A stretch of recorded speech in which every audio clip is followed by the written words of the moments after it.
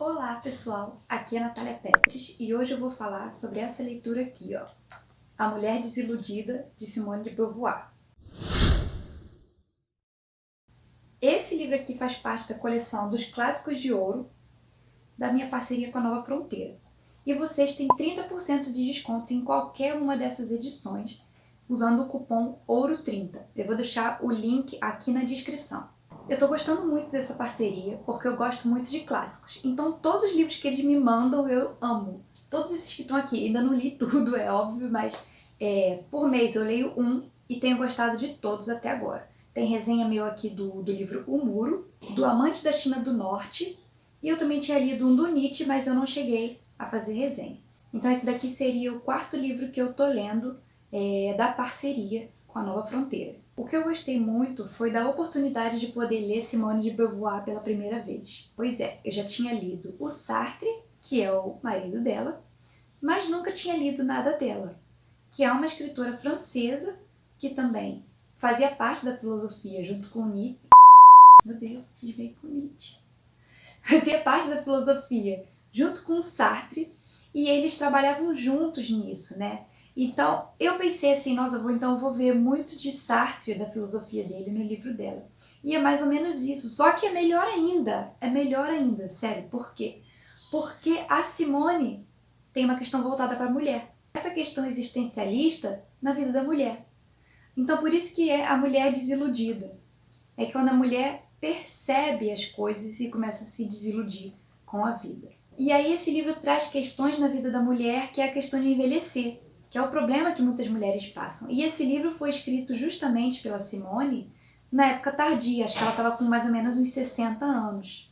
Tem aqui, ó, publicado em 1967, perto de Simone de Beauvoir completar 60 anos. Então aqui diz que essa ficção tem algumas pinceladas autobiográficas. Esse livro aqui não é um romance, é um livro de contos. São 3 contos. O primeiro é A Idade da Discrição, o segundo se chama Monólogo, e ele é realmente um monólogo, e o terceiro, e maior de todos, é A Mulher Desiludida. Então esse primeiro conto, A Idade da Discrição, foi o que eu mais gostei, porque ele conta a história de uma mulher que se recusa a acreditar que ela envelheceu. Então ela vê o marido dela aceitando que já está mais velho, aceitando a velhice chegando, aceitando os hábitos de velho, de senhor, enquanto ela quer se recusar a acreditar nisso. Ela sempre trabalhou como intelectual, ela era professora e pesquisadora. E aí ela se vê numa situação que ela não consegue mais fazer nenhum tipo de pesquisa. Ela não consegue inventar mais nada novo. Parece que ela meio que parou no tempo. Ela tem muita dificuldade em se manter criativa, em ter ideias novas para sua pesquisa. Enquanto o seu marido, aposentado, não está se importando com nada disso. E aí tem um problema maior ainda, que entra na questão de que o filho dela, já adulto, está para casar, começa a ter ideias políticas diferentes dela. Começa a fugir um pouco da criação que eles deram. E aí ela discute com ele diversas vezes e brigam, e ela tem essa dificuldade em aceitar também que o filho já é adulto e ele está para se casar e ele pode ter suas próprias ideias. E aí ela começa a pensar que ninguém se importa com ela, que ela é inútil e que ela vai ser esquecida e tudo mais. Que pega aí também, é que eu falei, mas a questão da filosofia do Sartre é que ela começa a se questionar sobre a sua própria existência, procurar o sentido da vida e querer saber em que ponto ela chegou, para onde que ela vai agora, que ela já está mais velha e aposentada e sem ideias. Por se recusar a acreditar que ela está mais velha, ela fica rodeada de pessoas mais jovens, fica andando junto com essas pessoas mais jovens, suas alunas, né, ex-alunas, mas aquele vazio está sempre ali presente, aquela sensação de que ela não faz mais parte daquilo, que agora a realidade dela é outra, que ela precisa viver o agora e aceitar que agora ela está mais velha e aceitar a vida de velho. Então, assim, muito legal essa aceitação de que ela agora não é mais aquela pessoa jovem de antes, que agora ela é outra pessoa, e também o marido dela, e que eles têm que aprender a conviver com isso agora, como duas pessoas diferentes depois de tanto tempo. O segundo conto que eu falei que é o monólogo, ele realmente é um monólogo, ele é meio, deixa você meio assim, é meio perdida, porque ele é escrito de uma vez só, parece um fluxo assim de pensamentos diretão, sem pausa, sem travessão, sem nada, justamente porque é um monólogo. E aí como se fosse um pensamento de uma mulher. de uma mãe que tá... Uma mãe não, né? Porque a filha dela se matou. Isso não é spoiler, tá logo no início da história. De uma mãe que a filha se matou e ela tá perdida na vida. As coisas não fazem mais sentido para ela. E aí ela começa a se questionar sobre o seu papel de mulher, de mãe, de tudo. O que ela fez? Ela foi inútil, ela não conseguiu conquistar, cativar a própria filha. Então ela começa a pensar né, começa a revisar a vida toda dela e ver o que ela fez de errado, né? Então a Simone parece que meio tenta trazer essa questão de que a mulher sempre coloca a culpa nela. O que ela fez de errado para uma pessoa ter feito aquilo com ela. Essa história é meio confusa porque ela vai e volta o tempo inteiro. Ela vai lá no passado e volta para o presente e você não sabe o que é agora, o que é o passado. Ela não tem pontuação. Aí você tem que ir se descobrindo ali, caminhando ali no escuro, tateando as coisas para ver o que você vai tirar dessa história. Eu achei um pouco confuso, mas óbvio que tem que ler com calma. Se eu ler mais uma vez, eu acho que eu vou capturar mais detalhes. E então chegamos ao terceiro e último conto, que é o mesmo nome do livro, A Mulher Desiludida. E já esse último conto, ele é em formato de diário. É o maior de todos em formato de diário.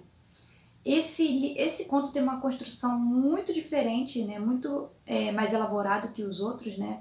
Também por ser maior.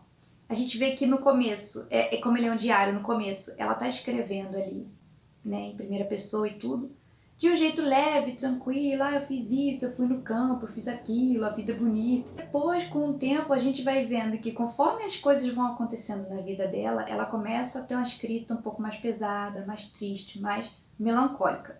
E aí ela acho que tem 43 anos, e ela simplesmente descobre uma traição do marido assim, sem mais nem menos. Que o marido, na verdade, confessa quando ela simplesmente pergunta: você tá me traindo? E ele diz que sim. Ela pergunta com quem e ele diz também. E aí ela começa a viver nessa situação de que ela ainda tá casada, ela sabe que ele tem um amante e ele não termina com a amante e não termina com ela, fica com as duas, fica numa situação em que ela aceita que ele fique, uns dias você fica com ela, uns dias você fica comigo, e a gente fica se perguntando por que ela tá deixando isso acontecer. A gente se irrita junto com ela, é uma situação bem complicada mesmo. O problema aqui era que a mente dela, a cabeça dela, tinha parado 10 anos atrás. Ela achava que o marido era o mesmo de 10 anos atrás, que ele ainda gostava dela que ele ainda gostava dela como ele gostava há 10 anos atrás, que ele ainda tratava ela como ele tratava 10 anos atrás, só que não era verdade. Ela só tinha parado no tempo e não tinha percebido que tudo tinha mudado. Toda essa ilusão vai ralo abaixo quando ela descobre a traição. Com uma mulher o quê? Mais jovem e na cabeça dela mais bonita. O maior problema da mente dela ter parado no tempo é que essa jovem mulher, essa amante do marido dela, representa para o casal tudo que eles desprezavam antes. Então, se eles tinham uma certa ideia da vida, se eles criticavam os burgueses, agora ele estava com uma burguesa que fazia tudo que eles criticavam antigamente. E o marido sempre falando para ela: mas eu mudei, não sou mais aquela pessoa, isso para mim já não é mais repugnante. E ela nunca consegue entender de fato por que ele está com a outra.